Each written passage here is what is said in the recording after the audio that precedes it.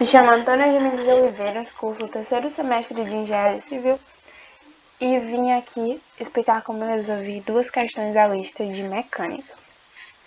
A primeira questão que eu escolhi foi a questão 4, que ela diz que duas forças são aplicadas em um suporte. Sabendo-se que P igual a 35 newtons, determine o ângulo para que a força resultante seja horizontal, ou seja, a componente em Y da força resultante seja nula.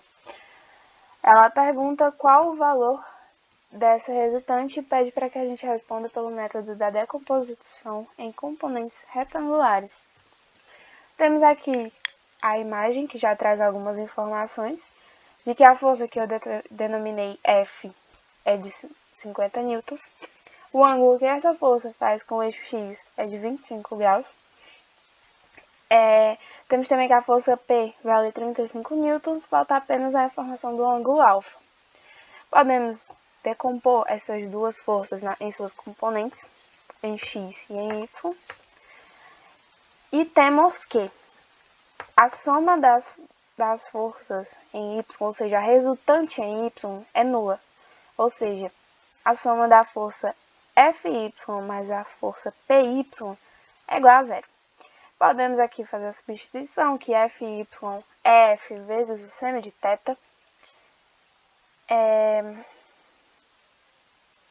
A força em P é F vezes o seno de alfa, que no caso não tinha o alfa, o símbolo alfa, coloquei o A para representar. Detalhe que a força P, a componente Y de P é negativa, porque ela está para baixo aqui, ó.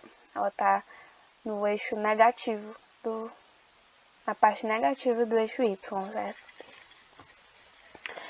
Temos que o módulo de F é 50 newtons, θ é 25 graus, módulo de P é 35 newtons.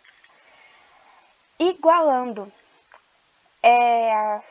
a resultante em Y a zero, nós podemos isolar o seno de alfa, que vai ser 50 vezes o seno de 25 dividido por 35. E fazendo o arcosseno desse quociente, nós encontramos que o ângulo alfa é 37,13 graus.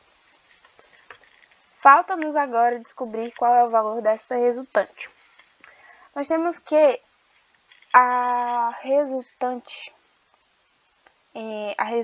força resultante, ela é dada, o vetor resultante está representado em negrito porque é o vetor, né? Quando não estiver em negrito, é o módulo do vetor. O vetor resultante é a soma da resultante em X mais a resultante em Y. Como a resultante em Y é nula, nós só precisamos somar as componentes em X, certo? Então, nós temos Fx e P de X.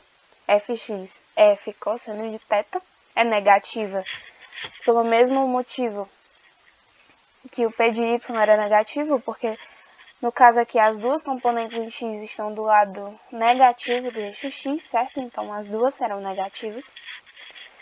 Voltando aqui, nós temos que o módulo de F é 50, θ já sabemos que é 25 graus. O módulo de P, 35 newtons. Alfa já sabemos que é 37,13 graus. Com isso, nós já podemos calcular a força, o vetor resultante. Esse vetor resultante só terá componentes em X, na direção I. Na direção menos I, na verdade. E o módulo, da resultante será apenas 73,21 newtons. Porque como a componente Y é zero, então quando fôssemos calcular a raiz de menos 73,21 ao quadrado, vai ficar apenas 73,21 newtons. E basicamente é isso que essa questão queria. O ângulo alfa, 37,13 graus, e o módulo da força resultante, que é 73,21 newton. Agora eu vou responder a questão sobre a parte 2 da lista, que é a questão 7. Ela pede para expressar F vetoralmente em termos de vetores unitários, I, J e K. Também pede para determinar o ângulo entre a força e o eixo Y.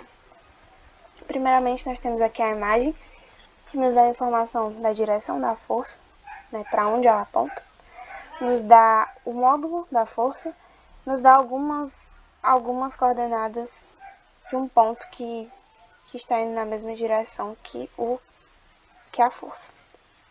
Bom, a primeira coisa que podemos fazer é decompor essa força em suas componentes, que são as componentes x, y e z.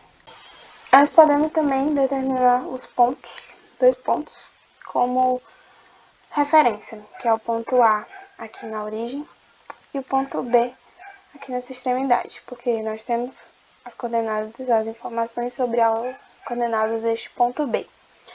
Logo, a gente pode determinar aqui o ponto A como sendo a origem, né, 0, 0, 0, e o ponto B com os valores destas distâncias, tomando cuidado de transformar todas em metros, porque as dimensões aqui estão em milímetros.